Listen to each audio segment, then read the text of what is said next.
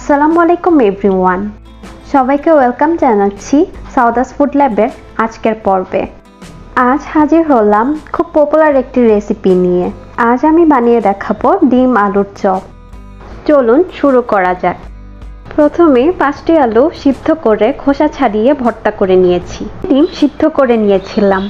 এবার ডিমগুলোকে কেটে নেওয়ার পালা। ডিমগুলোকে 2 অর্ধেক অথবা 4 অর্ধেক অথবা গোল করেও কেটে নিতে পারেন।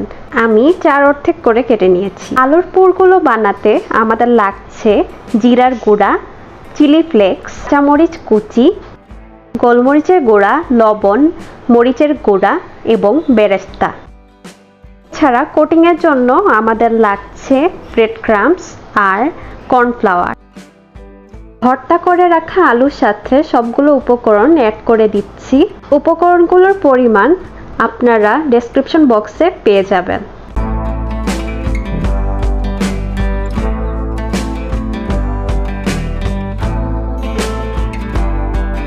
এবার সবগুলো উপকরণ দিয়ে ভালো করে মাখিয়ে নিচ্ছি।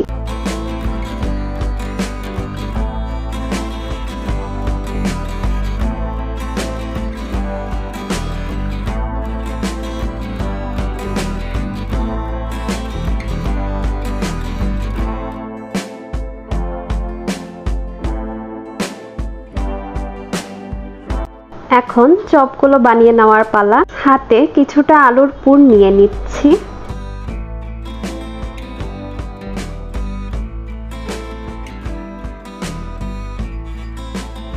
এবার এক টুকরো সিদ্ধ ডিম নিয়ে আলুর পুর দিয়ে ডিমটাকে ঢেকে দিচ্ছি।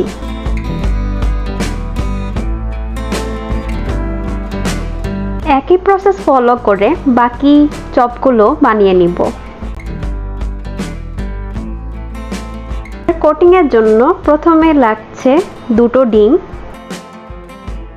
সামান্য লবণ আর সামান্য গোলমরিচের গুঁড়া অ্যাড করে দিচ্ছি। আপনারা চাইলে সামান্য একটু পানিও অ্যাড করতে পারেন।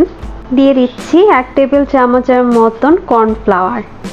এবার ডিমটাকে খুব ভালো করে ফেটে নিব।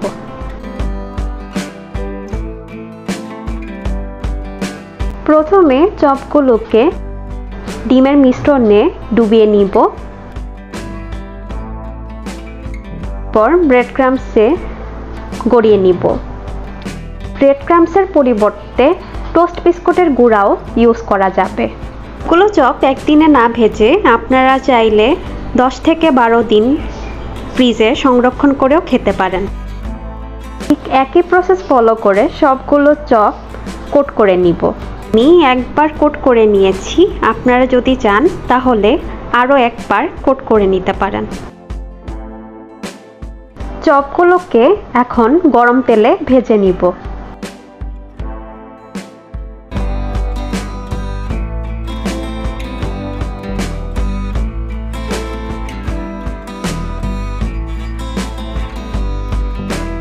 চপগুলো অবশ্যই খুব কেয়ারফুলি ভাজতে হবে। বেশি নাড়াচাড়া করতে যাবেন না, তাহলে চপগুলো ভেঙে যেতে পারে। চপগুলোর এক পাশ ভাজা হয়ে গেলে চপগুলোকে উল্টে দিব। চপগুলো এরকম গোল্ডেন ব্রাউন হয়ে আসলে চুলা থেকে নামিয়ে নিব। তৈরি হয়ে গেল ডিম আলুর চপ। একটা চপ আমি ছুরি দিয়ে কেটে আপনাদের দেখাচ্ছি। দেখুন চপের ভিতরটা কি সুন্দর দেখাচ্ছে। আজ এই পর্যন্তই। ভালো লাগলে অবশ্যই রেসিপিটি বাড়িতে ট্রাই করবেন। ভালো থাকবেন। আল্লাহ হাফেজ অ্যান্ড আসসালামু আলাইকুম।